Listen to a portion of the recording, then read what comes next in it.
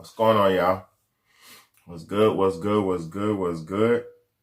You already know what time it is and who it is. It's your big homie, Big Bayday. You know what I'm saying? And this is, as always, is the Real Talk, Real Shit podcast. Once again, as always, I'm humbly and thankfully appreciate y'all for watching and tuning in. Because as y'all know, you don't have to be here with me. You don't have to be here, but I appreciate your time. Thank you so much. You know what I mean? On today's episode, we're going to be talking about income tax.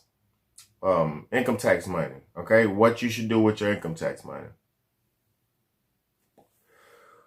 Now, we all know what time of the year it is. It's January.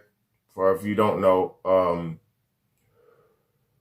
we all know what time it is. It's tax season for the working class citizens anyway. For the people been working all year, it's time to pay your taxes. And hopefully, if you've paid enough taxes throughout the year, you'll get a tax return. Okay, the goal is not to get a tax return. The goal is to not pay taxes throughout the year. And if you do, like I said, if you do have to pay taxes, the goal is to get most of that money back, if not all of that money back, through itemizations and shit like that.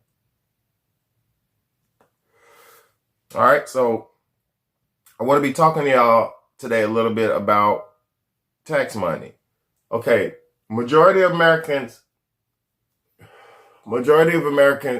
get a tax return or, are forced to pay taxes. And around January every year, majority of us who paid our taxes get a tax return, okay? With that being said, that money is money that you earned, you worked for, and that you deserve because it was money that was stolen from you throughout the year. All right. So the main thing is trying to get all that back. When you get your money, when you get your tax money, please think about it like this. That is a good portion of your yearly, it's a good portion of your yearly wages. For all my people with parents and stuff, with children and everything, that money that you're going to get back for tax time, for your tax return, is a good portion of money you made per year. Like a lot of people, if you're like under the earned income credit bracket, which means you made under a certain amount of money per year, which means like you're kind of like the working poor or whatever. They give you a big tax credit for that. Because it's hard to be broke out here. It's hard to go through this, to get through American day to day being broke. So they kind of give you a tax credit for that. So what I'm saying is, for all my Americans who get those big tax returns, $5,000, $1,000, even $1,000 or better, anybody who gets a tax return, $1,000 or better, you should take that money and start a business for you and your family and you and your people. If you don't have kids and all that stuff.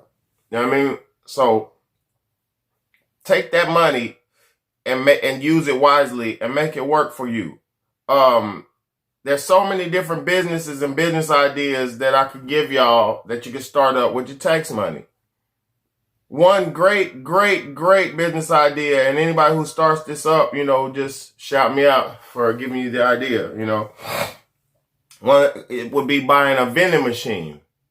You could buy a vending machine with your tax money. Take about $1,000 of those dollars, or maybe $1,500 at the most, and you buy a vending machine and you put what you want in there, and you make a relationship, and to make money, you make a relationship with somebody who has a business and see if you can put it in their business or outside their business, maybe for a small monthly fee, or maybe just out of the goodwill and good faith. Maybe they might let you just put their vending machine in their business. That's one idea.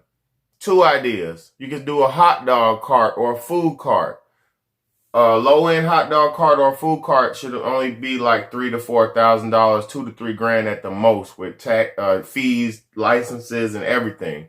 Should be about under $3,000 to start. For all my people out there who cook cook every day and shit. I cook for a living. So for people like that, you could definitely take that same energy that you use to cook for these major corporations and take even just a portion of that energy, and you can serve one thing and serve it enough to where you make a name for yourself and make money for yourself. You know what I'm saying? So hot dog cart, food cart, that's another option. Another small but lucrative idea is you could buy a ATM machine. ATM machines, and this now, come on y'all, I need credit for this shit. ATM machines, you buy it for like $1,500 and you take it and you put it inside of a business. You make a relationship with somebody who has a business, or, you know, however you do it, and you put it inside the business, inside the restaurant, inside the club, inside a business. It has to be, and I would think like a restaurant would be a great place for it, because everybody's got cards and everything, but people at restaurants, you can leave your tip. So you put an ATM in a restaurant, people are always asking for ATMs to leave tips at restaurants. People are always needing that. So club, restaurant, any of that, you get your ATM, you fill it up with your own money. When it's emptied out, you go refill it. And all of the money they used, the fee, you know, the ATM fee, the $3 fee, the $5 fee, however much fee it is, that's the money that goes into your bank account. That's your money. So people charge you, I mean, you know, you charge people to use your ATM, they're going to do it. You used the ATM probably today or probably yesterday or sometime, and you need that. You know, you paid $3 to do that.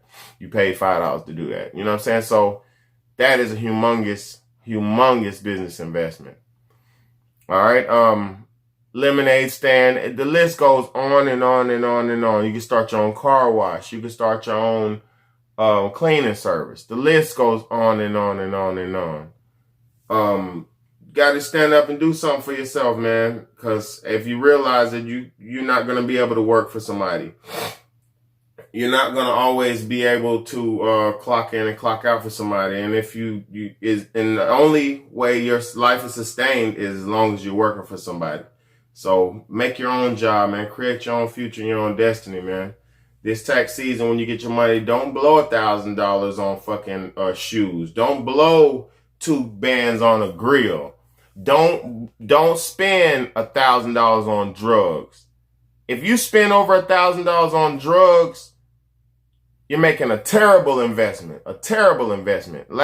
Just 2 years ago, about 2.5 years ago, one of my great good friends from Charlotte, where I'm from, he got them bought 2 ounces of dope, 2 ounces of dope with his tax money, and he was out trying to sell it and got murdered selling it. You know what I'm saying?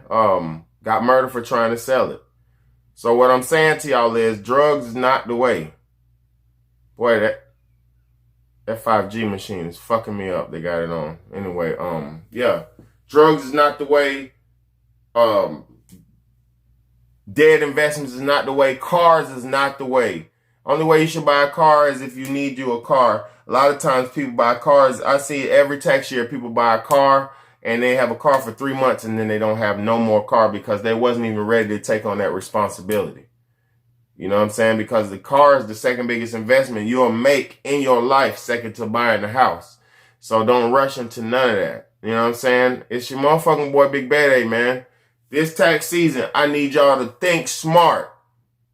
Save that money. Don't run through it. Don't blow it, because it might be your last time getting a lump sum of money. And what are you going to do with it? Are you going to just put it back into the economy and stimulate the economy? Or are you going to take that money and you're going to start up something that could really boost up and stimulate the economy and bring more money in? You know, I'm going to try my best to start me a business up this year, this tax season. You know, without a doubt, I'm not wasting nothing. I ain't blowing shit. But it's your motherfucking boy Big Betty, man. Y'all do better this year, man. Don't waste a damn dollar. Save every dollar, man. It's your motherfucking boy Big Betty, and this is the Real Talk, Real Shit podcast, man. Let's get it.